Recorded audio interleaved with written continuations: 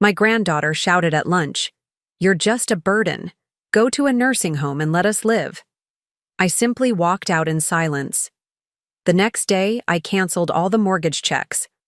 I'm glad to have you here. Follow my story until the end and comment the city you're watching from so I can see how far my story has reached. The chandelier cast a warm glow over the dining table as I arranged the final fork. Sunday lunch had always been sacred in our family, even more so since I moved in with my son Thomas and his family 3 years ago. At 72, I took pride in these small contributions, setting the table, helping with the cooking, making sure everything was perfect for our family gatherings. "Mom, did you put out the good napkins?" Thomas called from the kitchen. Miranda's parents might stop by later. "Yes, dear," I replied, smoothing down the crisp white linen napkins I'd ironed that morning. The ones Miranda had specifically mentioned were appropriate for family meals. The cotton ones I'd brought from my old home were apparently too quaint for their new lifestyle. My fingers lingered on the polished mahogany table, so different from the worn oak table where I'd raised Thomas after his father died. That table had been the heart of our small home, where we'd shared meals, where I'd helped with homework, where we'd laughed and sometimes cried together. I'd sold that table along with the house to help Thomas and Miranda buy this mansion in Westlake Hills. "Grandma, you put the salad forks on the wrong side again?" My 17-year-old granddaughter Cleo sighed, sweeping into the dining room in designer jeans that probably cost more than my monthly pension check. She dramatically rearranged the silverware, rolling her eyes as if my mistake was physically painful for her. "Thank you, dear," I said softly. "My eyes aren't what they used to be." That wasn't true. My eyesight was fine. But over the years, I'd learned that accepting blame was easier than causing friction, especially in this house where I increasingly felt like an unwelcome guest rather than family. Miranda entered, carrying the roast I'd spent the morning preparing. "Thomas, it's ready," she called, her voice shifting to that artificially bright tone she used when addressing me. "Clarice, why don't you sit down? You must be tired." I wasn't tired. I'd been sitting in my room most of the morning while Miranda took over the cooking I'd started. But I nodded and took my seat at the far end of the table, the spot that kept me farthest from the natural flow of conversation. Thomas carved the roast with flourish, serving Miranda first, then Cleo, then himself, and finally me. The conversation flowed around me: Miranda's latest charity committee drama, Thomas's golf game, Cleo's college applications. I listened, smiled at appropriate moments, and carefully avoided mentioning the letter I'd received yesterday from my old teaching colleague. She was organizing a European river cruise and wanted me to join. I knew better than to bring it up. "Mom," Thomas said suddenly, "don't forget you have that doctor's appointment on Tuesday. I've asked Mrs. Peterson next door to drive you since Miranda and I both have commitments." "I can take the bus," I replied. "I've been taking public transportation my whole life." Miranda laughed, that tinkling sound that never reached her eyes. "Don't be silly, Clarice. At your age, you shouldn't be wandering around on buses. What if you got confused or lost?" Before I could respond that I'd navigated public transit for decades without getting confused, Cleo snorted. "God, Grandma, just accept the ride. It's not like you have anything else to do anyway." I placed my fork down gently, the small clink against fine china punctuating the sudden tension. "Actually, I was thinking of meeting some old friends from the university next week," I said, my voice steady despite the rapid beating of my heart. "We used to have a book club and—" "Those old biddies from when you were a teaching assistant?" Thomas interrupted, not looking up from his plate. "Mom, you haven't seen them in years. They've probably forgotten all about you." Besides, Miranda added, "You know how your arthritis acts up in damp weather. Better to stay home where it's safe." I didn't have arthritis. I'd never had arthritis. But contradicting them seemed pointless. The conversation shifted again, this time to the mortgage payment. The very mortgage I was paying from the proceeds of selling my home. The interest rate is killing us, Thomas complained. If we could just refinance. Well, maybe if Grandma didn't insist on living here, you could downsize, Cleo interrupted, stabbing a piece of roast with unnecessary force. I mean, my friends' grandparents all live in retirement communities or assisted living. Cleo, Miranda said, but her tone held no real reproach. What? It's true, Cleo continued, her voice rising. We can't even convert the guest room to a media room because Grandma's stuff is everywhere. And she's always hanging around, watching everything we do. It's suffocating. I kept my eyes on my plate, my appetite completely gone. You're just a weight on this family, Cleo continued, her words slicing through the air. Just go to an assisted living place and let us live our lives. The silence that followed was deafening. I looked up to see Thomas and Miranda exchanging glances, neither jumping to my defense. Cleo, Thomas finally said, his voice lacking any real conviction. Apologize. To your grandmother. Why should I? Cleo tossed her napkin on the table. You guys say the same thing when she's not around. Another silence, heavier this time. I looked at my son, the boy I'd raised alone after his father died when he was just 10 years old. The boy I'd worked 2 jobs to put through college. The boy who now couldn't meet my eyes. Excuse me, I said quietly, rising from the table with as much dignity as I could muster. No one stopped me as I walked upstairs to my room, the smallest bedroom in the 5-bedroom house, the one farthest from the family's rooms.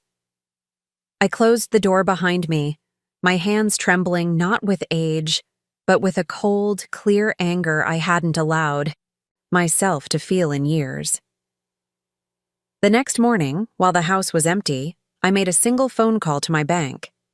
I canceled every automatic payment to the mortgage company, effective immediately. Then I began to pack. I sat on the edge of my bed, staring at the small suitcase I'd pulled from the back of my closet. The leather was cracked with age, the brass clasps tarnished, a relic from another life. My fingers traced the faded luggage tag, still bearing the address of the home I'd sold 3 years ago. Sycamore Lane. My home for over 40 years. The house wasn't grand like this mansion in Westlake Hills, but it had been mine. Paid off. After decades of careful budgeting on a professor's salary, a modest 3-bedroom with a garden where I'd grown heirloom tomatoes and a study lined with bookshelves that Thomas had built for me when he was in high school, I'd never planned to leave. Even after retirement, I'd imagined growing old there, hosting my book club meetings, continuing to mentor graduate students, maybe eventually having Thomas, Miranda, and Cleo visit on weekends. I'd pictured Cleo staying in the guest room I'd decorated specially for her, with bookshelves filled with the classic novels I'd hoped to introduce her to. You can't keep living alone in that big house, Mom, Thomas had said 3 years ago, shortly after my 69th birthday. What if you fall? What if something happens? I'm perfectly capable of taking care of myself, I'd replied. And the house isn't that big. But the seed had been planted, and soon Thomas and Miranda were showing me real estate listings for retirement communities and assisted living facilities. Places with names like Sunset Meadows and Golden Horizons, with photos of elderly people playing bingo and doing seated aerobics. We're just thinking about your future, Miranda had said, her voice honeyed with fake concern. These places have nurses on staff, and you'll be surrounded by people your own age. I'd resisted, of course. I was still teaching a literature course at the community college, still drove my own car, still hosted dinner parties for colleagues. There was nothing wrong with me. Then came the opportunity. Mom, we found the perfect house, Thomas had announced during one of their visits. It's in Westlake Hills, 5 bedrooms, a pool, everything we've dreamed of. But it's just out of our price range, Miranda had finished. Unless. And there it was, the proposal that had seemed so reasonable at the time. I would sell my house and contribute the proceeds toward their new home. In return, I would have my own space in their house, be part of their family, watch Cleo grow up. I'd never have to worry about home maintenance again. It makes financial sense for all of us, Thomas had explained. Property values in your neighborhood are declining. You'd be making a smart investment. What he hadn't mentioned was that my investment wouldn't be in my name. That the money from my house, nearly $400,000 after the mortgage was paid off, would go directly into their dream home. That I'd also be expected to contribute monthly to the new mortgage from my pension and savings. It's still cheaper than those retirement places, Miranda had pointed out when I'd hesitated. And you'll be with family instead of strangers. I'd agreed, partly because I did want to be closer to my only grandchild, and partly because Thomas had made it sound so temporary. Just until we get settled with the new mortgage, he'd said. Then we can reassess. But there had never been any reassessing. Instead, there had been a slow, methodical dismantling of my independence. First, it was suggested that I sell my car. You don't need the expensive insurance and maintenance, Thomas had reasoned. We can drive you wherever you need to go. Except they rarely had time to drive me anywhere, and my requests for rides were often met with size and schedule checks, and eventually, "Can't you just order it online, Mom?" Then it was my furniture. "This armchair doesn't really match our aesthetic," Miranda had said, "and your bookshelves are taking up so much space in the guest room." Piece by piece, my belongings had disappeared, donated, sold, or relegated to the garage, where they now sat gathering dust. The only things I'd managed to keep intact were the photo albums and a few boxes of Thomas's childhood mementos, which I'd insisted on preserving. My friends had tried to warn me. "Clarice, are you sure about this arrangement?" Margaret, my oldest friend from the English department, had asked. "It seems like you're giving up an awful lot." "It's temporary," I'd assured her, "and family is important." But slowly, my social circle had contracted. Without a car, I couldn't easily meet friends for lunch. Without my own space, I couldn't host gatherings. Phone calls became less frequent as I had less to share, less life to report on. The final blow had come 6 months ago, when I'd mentioned possibly using some of my savings to take a literature-focused cruise with Margaret. "Mom, that's not a good idea," Thomas had said firmly. "You know the market is volatile right now. You should be conserving your savings." "But it's my money," I'd pointed out, a rare moment of assertion. The look Thomas and Miranda had exchanged was one I'll never forget, a mixture of annoyance and something like panic. "Actually, Mom," Thomas had said carefully, "we were hoping you might consider increasing your contribution to the mortgage, just temporarily. The property taxes went up this year, and with Cleo's college applications coming up." That was when I'd realized the truth. They had no intention of reassessing our arrangement. They expected me to continue funding their lifestyle indefinitely, to quietly fade into the background of their lives, a convenient ATM masquerading as a grandmother. But I'd agreed anyway. Because what choice did I have? Where would I go? My house was sold, my furniture gone, my social circle diminished. I'd become exactly what they wanted, dependent, until yesterday. "You're just a weight on this family." Cleo's words had cut deep, but they'd also cleared away the fog I'd been living in. The comfortable illusion that I was making sacrifices for people who valued me, who loved me. I looked around the small bedroom they'd given me, the one farthest from the family's rooms, the one with the smallest closet, the one that Miranda regularly referred to as, eventually, the media room. Nothing in this room reflected who I was. The bedspread was Miranda's choice, the artwork on the walls selected to match the home's aesthetic. Even the bookshelf held only a fraction of my collection, carefully curated to include nothing that might embarrass them if guests peeked in. Reached for the phone on the nightstand, the landline I'd insisted on keeping when they'd suggested I didn't really need my own phone line. With steady fingers, I dialed a number I hadn't called in nearly 3 years. "Margaret, it's Clarice. I need your help." I was arranging the last of my important documents in a folder when I heard the front door slam with such force that the small crystal bird on my dresser, one of the few treasures I'd managed to keep, trembled precariously. "Mom," Thomas's voice thundered through the house. "Mom, where are you?" I slipped the folder under my pillow and smoothed my cardigan, preparing myself for the confrontation I knew was coming. I'd been expecting it for 3 days, ever since I'd made that call to the bank. My bedroom door flew open without a knock. Thomas stood in the doorway, his face flushed red, a crumpled piece of paper clutched in his fist. Miranda hovered behind him, her perfectly manicured nails digging into his shoulder. "What the hell is this?" Thomas demanded, thrusting the paper toward me. It was a notice from the mortgage company, a warning about missed payment and potential penalties. I met his gaze steadily. "It appears to be a letter from your mortgage company. Don't play dumb, Mom. The payment was declined. Your automatic transfer was canceled." His voice shook with barely controlled rage. "Did you do this?" For a moment I considered lying, pretending confusion, suggesting a bank error. It would have been the easier path, the one I'd taken so many times before to keep the peace. But Cleo's words still echoed in my mind. "You're just a weight on this family." "Yes," I said simply. "I canceled the payments." Miranda gasped as if I'd slapped her. Thomas's face went from red to nearly purple. "You what?" he sputtered.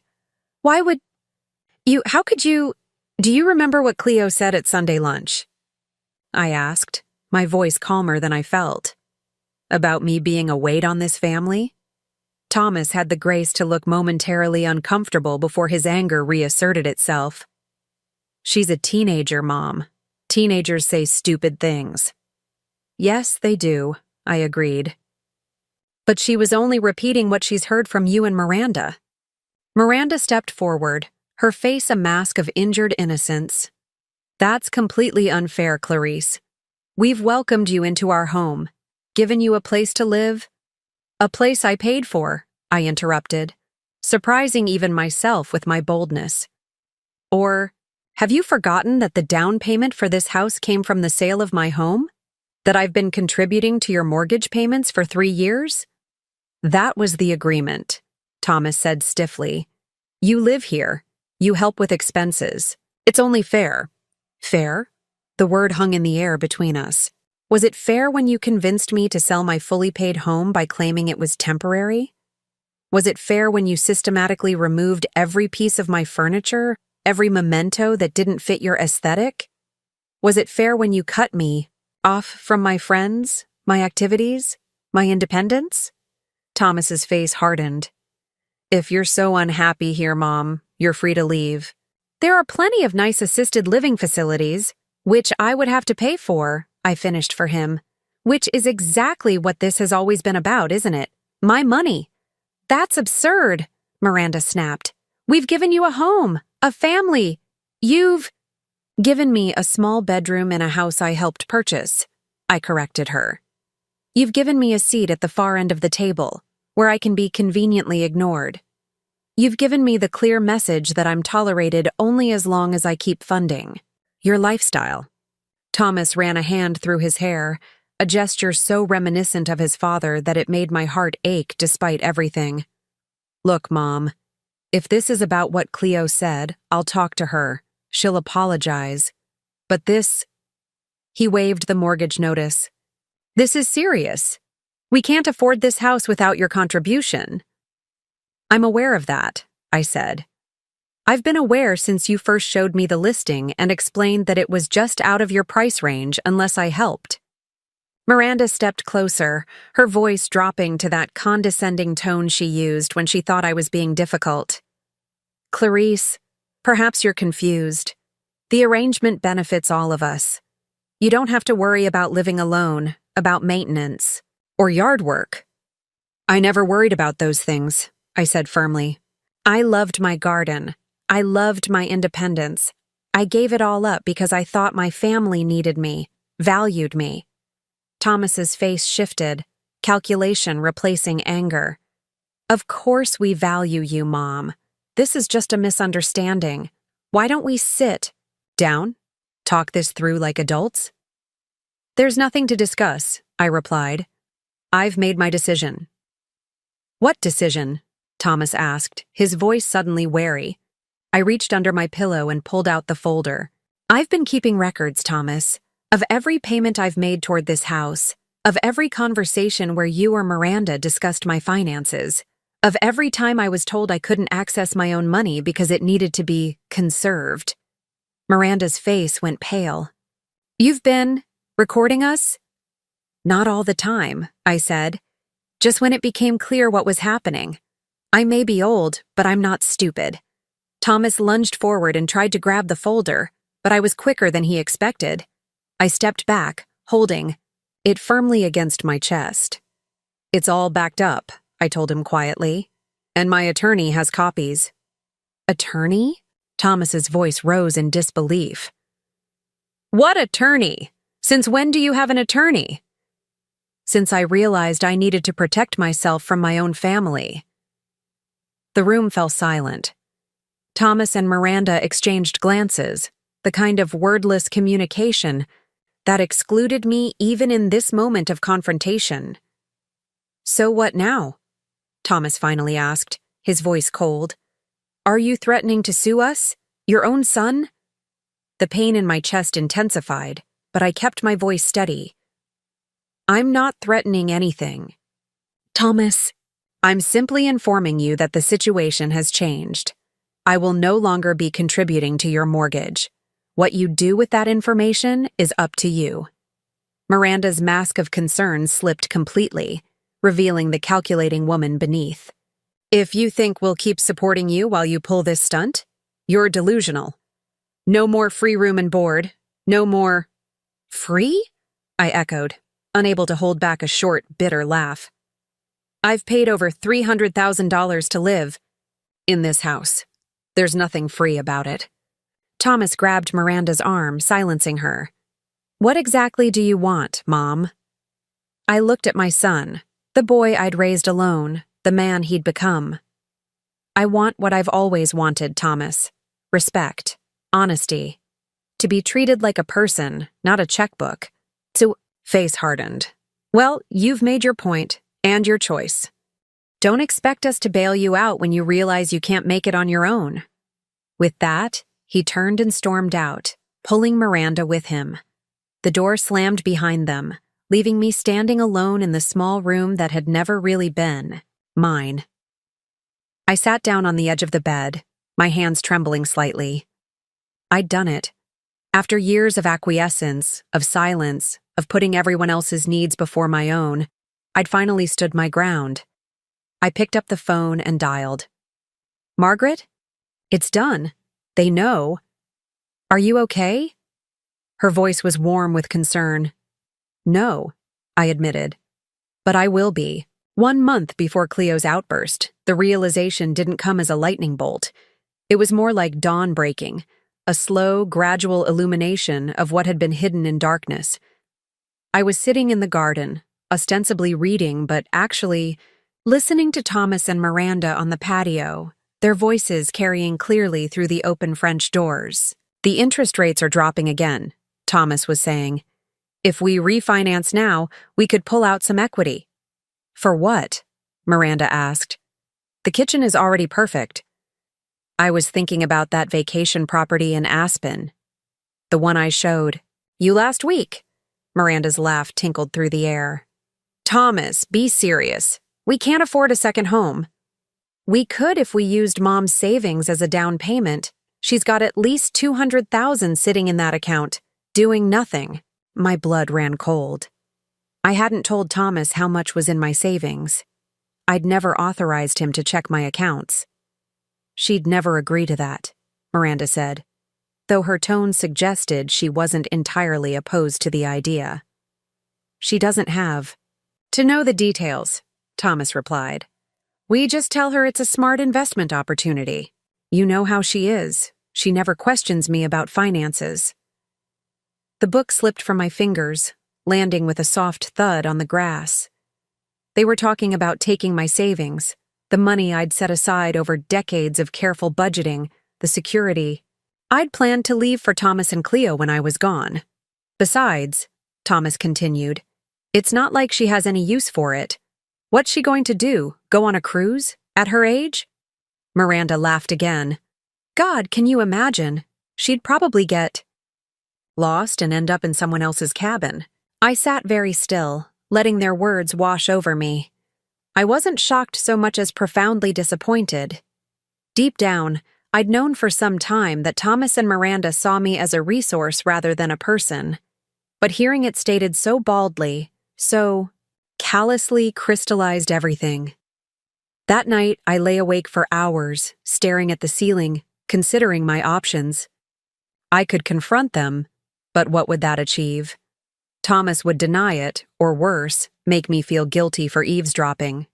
I could simply refuse to give them any more money, but they'd find ways to pressure me. They always did. I needed a plan, a real plan, not just a reaction. And I needed help.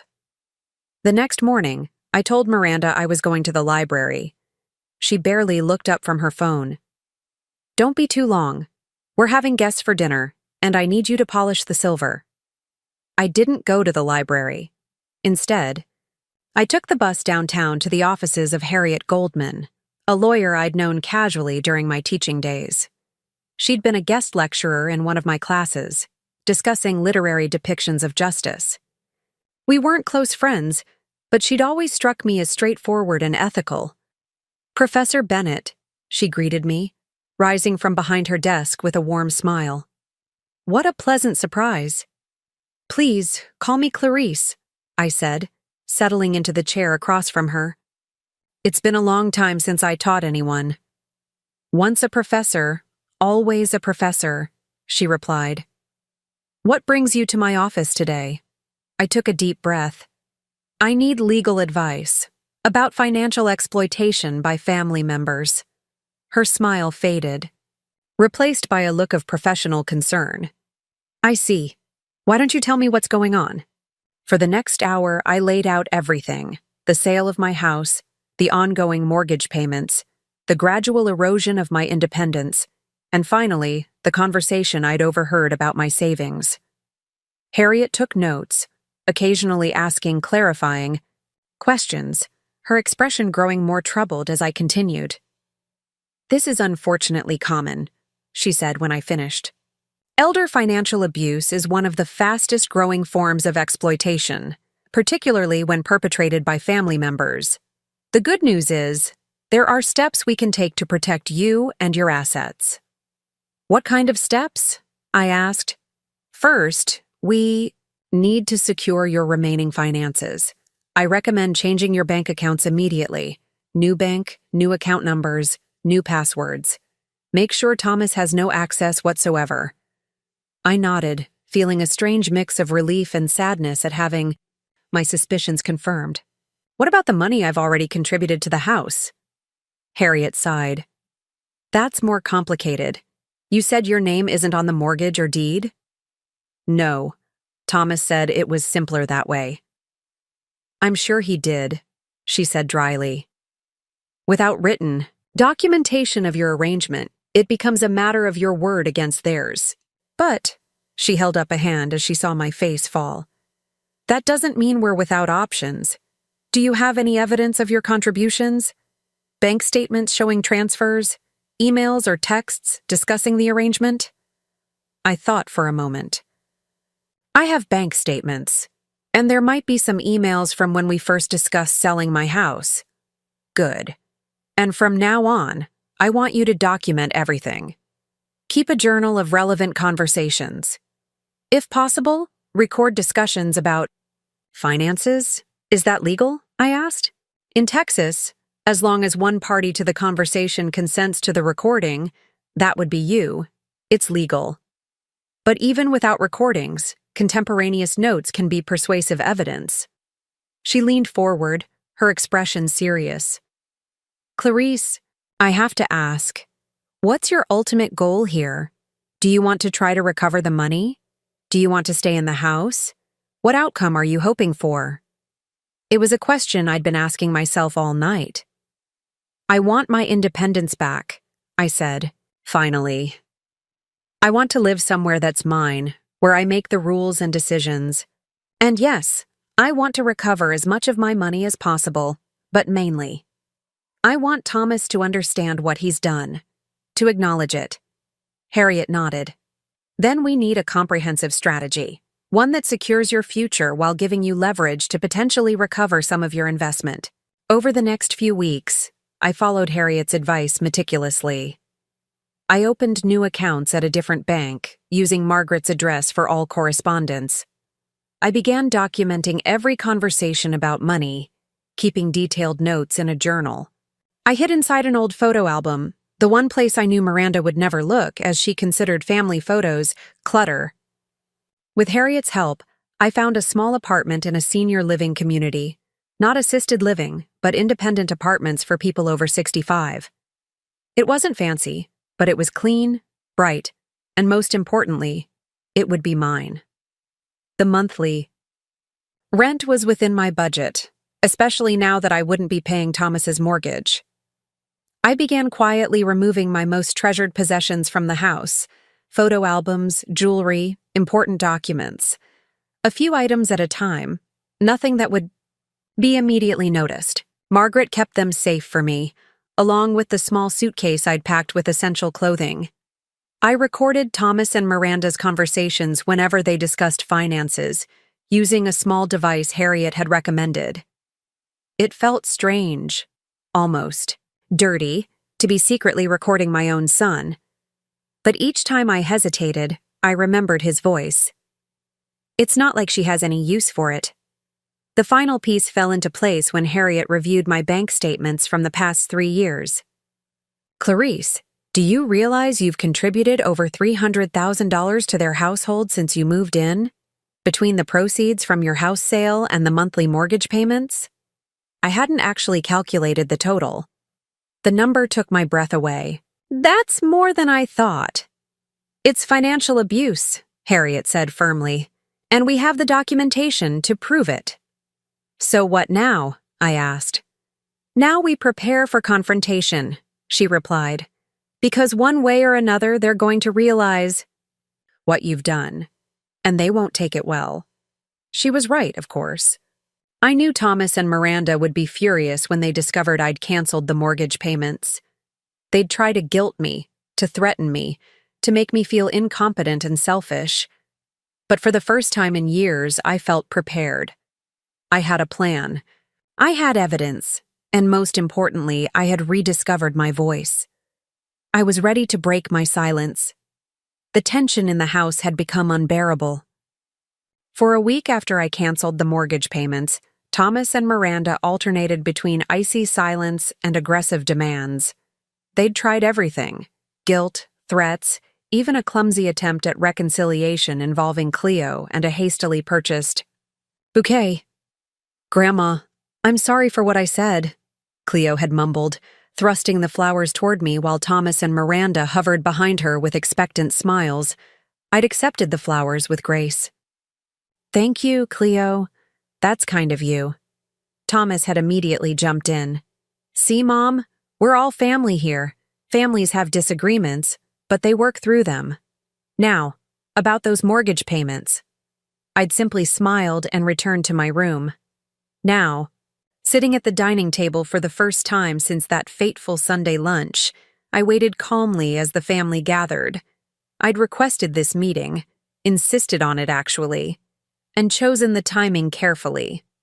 Saturday morning, when no one could claim work or school commitments. Thomas entered first, his face a careful mask of patience that didn't reach his eyes. Miranda followed, lips pressed into a thin line.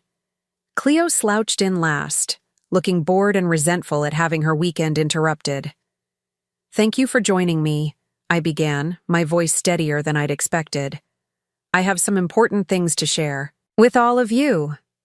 "Mom, if this is about the mortgage again," Thomas started. I held up a hand, surprising him into silence. "Please let me finish, Thomas. This isn't just about the mortgage. It's about honesty, respect, and family." I placed a folder on the table. Not the same one I'd shown Thomas before, but a new one, carefully prepared with Harriet's help. 3 years ago, I sold my home and contributed the proceeds, $372,000, to the purchase of this house. Since then, I've paid $2,100 every month toward your mortgage. That's another $75,600. Miranda shifted uncomfortably. Cleo's expression had changed from boredom to surprise. In total, I've contributed nearly $450,000 to this household, I continued, my voice quiet but firm. Almost $500,000 that I earned over a lifetime of teaching, saving, and careful planning. We never forced you to do that, Thomas interrupted. It was a mutual arrangement. Was it? I asked, opening the folder. Let's review that. Arrangement, shall we? I pulled out a printed email from Thomas, dated 3 years ago. Mom, this is just temporary until we get settled with the new mortgage. Then we can reassess. Your exact words, Thomas. He flushed. Market conditions changed. You know that. I do know about changing conditions, I agreed. Like how my role in this house changed from welcomed family member to convenient source of income. Or how my furniture disappeared piece by piece because it didn't match your aesthetic. Or how my social life was systematically dismantled because it was inconvenient for me to see my friends. Miranda leaned forward, her voice taking on that condescending tone I'd grown to hate. Clarice, you're exaggerating. We've always treated you as family. Is that why you and Thomas discussed using my savings to buy a vacation property in Aspen? I asked calmly, the color drained from her face. I don't know what you're talking about. I withdrew a small recording device from my pocket and pressed play. Thomas and Miranda's voices filled the room, discussing my savings as if they were already theirs to spend. I watched their expressions change from shock to outrage to something like fear. You recorded us? Thomas sputtered when I stopped the playback. That's perfectly legal in Texas, I finished for him. Single-party consent. Cleo was staring at her parents with wide eyes. You were going to take Grandma's money for a vacation house? Neither Thomas nor Miranda answered her. Their gazes were fixed on me, a mixture of anger and calculation in their eyes. What do you want? Thomas finally asked, his voice cold. Is this blackmail? No, Thomas. This is clarity, I replied. I'm not here to threaten or punish you. I'm here to inform you of my decisions. I placed 3 envelopes on the table. This first envelope contains a detailed accounting of all the money I've contributed to this household. The second contains my formal request for financial restitution, not for the full amount, but for what my attorney considers a fair settlement given the circumstances. Attorney? Miranda echoed faintly. Harriet Goldman, I said. She specializes in elder financial abuse cases. Thomas's face darkened. So you are threatening to sue us? I hope it doesn't come to that, I said honestly. The third envelope contains my notice that I'll be moving out next week. I've secured an apartment at Riverside Terrace. That senior place off Barton Creek? Miranda asked, looking genuinely surprised. But it's so basic. It's what I can afford now, I said simply. After contributing so much to this house, my resources are more limited than they should be at my age. A heavy silence fell over the table. Cleo was the first to break it. You're really leaving? She asked, and for the first time in years, I heard something like genuine emotion in her voice. Because of what I said? I looked at my granddaughter, so young, so influenced by her parents' values, yet perhaps not entirely lost to them. No, Cleo, not because of what you said, but because of what your words revealed, about how I'm viewed in this family. I turned back to Thomas and Miranda.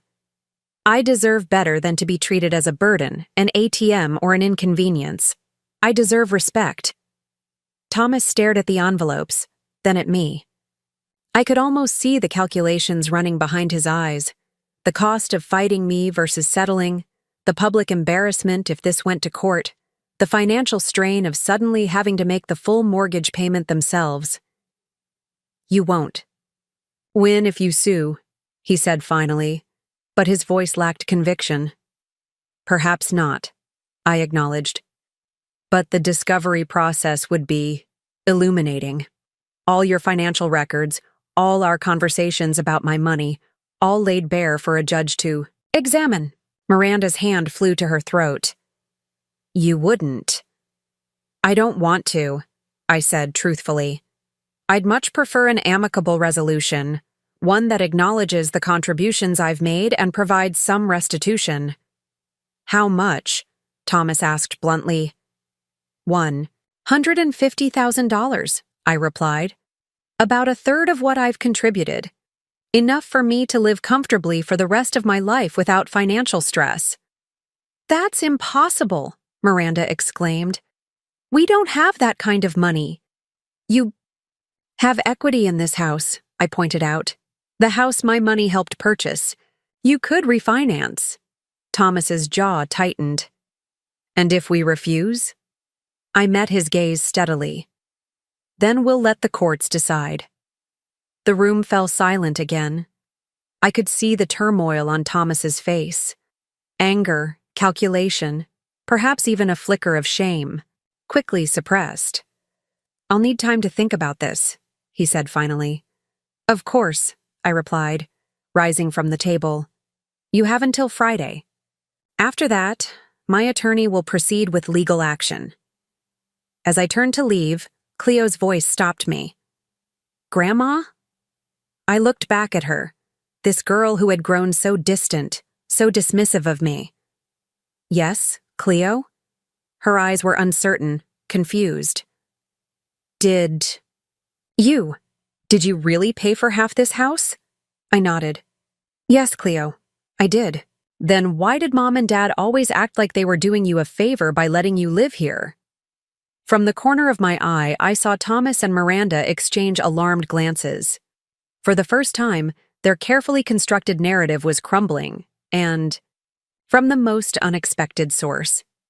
"That," I said gently, "is a question you should ask them."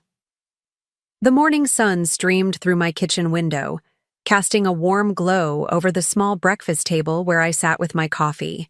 6 months had passed since I'd moved into my apartment at Riverside Terrace, and the place finally felt like home. It wasn't grand, just a one-bedroom unit with a small kitchen, living room, and a balcony overlooking a courtyard garden. But it was mine. Every piece of furniture, every picture on the wall, every book on the shelves had been chosen by me, arranged according to my preferences, not to match someone else's aesthetic. I ran my fingers over the smooth wood of the table. Oh, vintage piece I'd found at an estate sale, similar to the one I'd had in my old house. Margaret had helped me refinish it, the two of us laughing like schoolgirls as we sanded and stained on her back patio. Those had been good days, days of rediscovery and reconnection. The settlement with Thomas had come through 3 months ago. Not the full amount I'd requested, but enough, $120,000, plus the return of some family heirlooms that had mysteriously disappeared into their attic. Harriet had advised me to accept it rather than pursue a lengthy court battle. "It's a fair compromise," she'd said, "and it gives you the clean break you need." She was right. The money, combined with my pension and Social Security, meant I could live comfortably in my new home. I could afford the occasional dinner out, tickets to the symphony, even the literature cruise with Margaret I'd been planning when this all began. The phone rang, interrupting my thoughts. I checked the caller ID, a habit I'd developed during those final tense weeks at Thomas's house, and smiled when I saw Margaret's name. "Good morning," I answered. "How was your date last night?" Margaret laughed, a rich, warm sound that never failed to lift my spirits. "Richard was a perfect gentleman. He took me to that new Italian place downtown, and we've made plans for the symphony next weekend. But that's not why I'm calling. Have you checked your email yet?" "No, why?" "The literature department is hosting a retirement dinner for Professor K. Williams next month. They want all former faculty to attend, and they specifically asked about you. Apparently, some of your former students are organizing a tribute. Warmth spread through my chest. Really? After all these years? You made an impact, Clarice. Your students remember you. She paused. Will you go? I know it might be awkward. If Thomas and Miranda are there. I considered this. Thomas's wife, Miranda, served on several university committees, mainly for the social prestige. The possibility of seeing them was real. Yes, I decided. I'll go. I won't let the possibility of an uncomfortable encounter keep me from celebrating Robert's retirement. He was a wonderful colleague. That's my girl, Margaret said approvingly. Now, what are you doing today? Book club this morning, I replied. Then lunch with Harriet. She wants to introduce me to a friend who runs a literacy program for adults. They're looking for volunteer instructors. You're busier than I am, Margaret laughed. I'll let you go then. Call me after your lunch. I want all the details. After we hung up, I finished my coffee and prepared for the day. The book club had been one of my first steps toward rebuilding a social life. Comprised mainly of retired professors and teachers, it offered exactly the kind of intellectual stimulation I'd been missing. Today we were discussing Mrs. Dalloway, one of my favorites. As I gathered my notes and slipped on a light cardigan, a knock at the door surprised me. I wasn't expecting anyone. When I opened it, Cleo stood in the hallway, shifting nervously from foot to foot. My granddaughter looked different, less polished, more authentic somehow. Her designer clothes had been replaced with simple jeans and a university sweatshirt. Her hair, usually straightened to Miranda's specifications, fell in natural waves. Around her face, Cleo, I said, genuinely surprised. This is unexpected. Hi, Grandma. She bit her lip. Can I come in? Just for a minute. I know you're probably busy. I stepped aside, gesturing her in. Of course. I always have time for you. Her eyes widened slightly as she entered, taking in the cozy space I'd created. Your place is really nice, she said, sounding almost surprised. It feels like you. Thank you. I led her to the living room. Would you like some tea or coffee? No, I'm okay.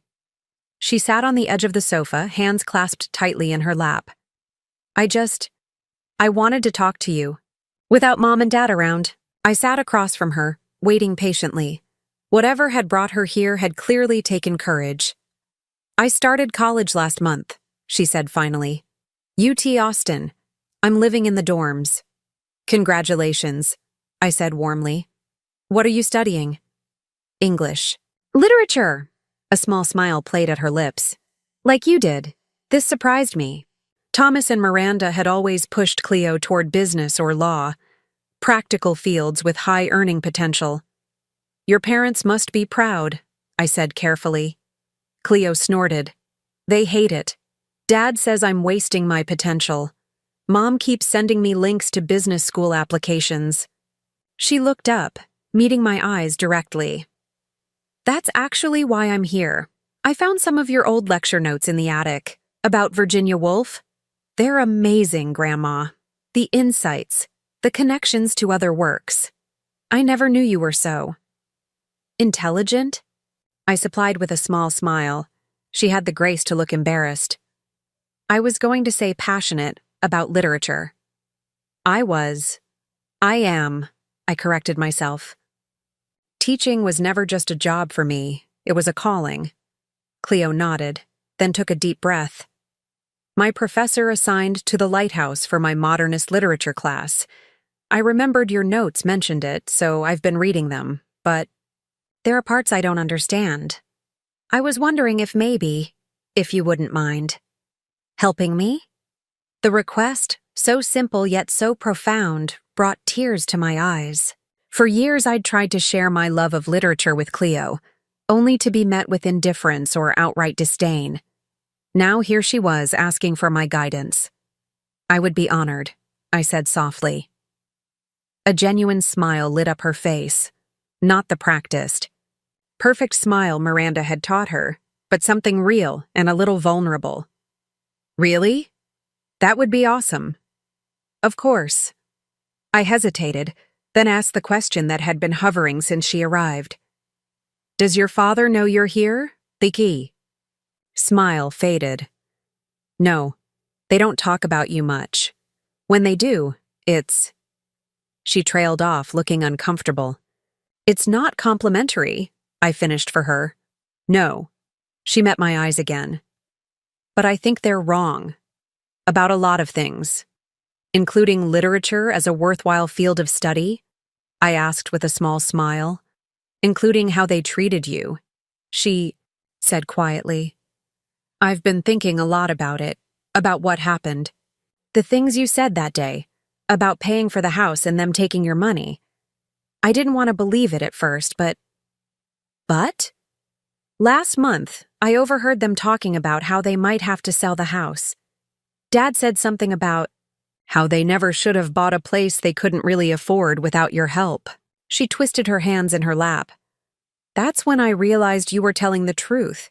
They really did use you for your money. The pain in her voice touched me deeply. It couldn't be easy for her to recognize this truth about her parents. People are complicated, Cleo, I said gently. Your parents aren't villains. They made choices. Selfish choices, yes, but driven by their own fears and desires. Just as I made the choice to let them take advantage of me for too long. She nodded slowly. I'm sorry for what I said that day. About you being a weight on the family. I didn't really think that. I was just repeating what I'd heard them say. No, I assured her. And I've never held it against you. In a way, I should thank you. Your words were the wake-up call I needed. We talked for another hour.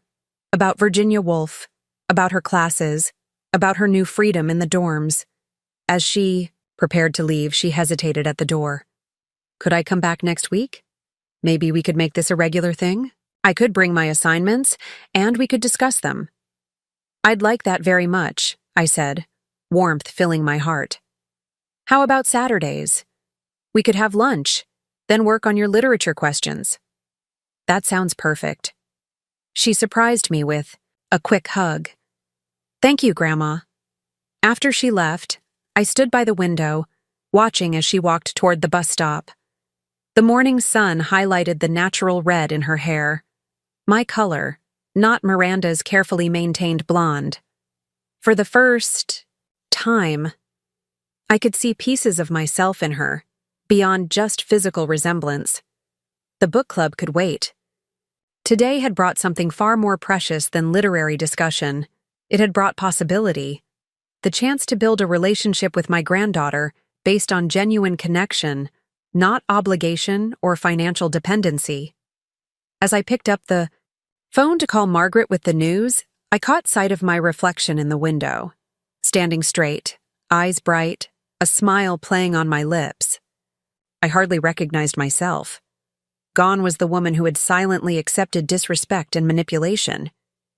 In her place stood someone stronger, wiser, unafraid to claim her worth. It had taken 72 years, but I had finally found my voice. And in that voice, I had found myself. Now I'm curious about you who listened to my story. What would you do if you were in my place? Have you ever been through something similar? Comment below, and meanwhile, I'm leaving on the final screen 2 other stories that are channel favorites, and they will definitely surprise you. Thank you for watching until here.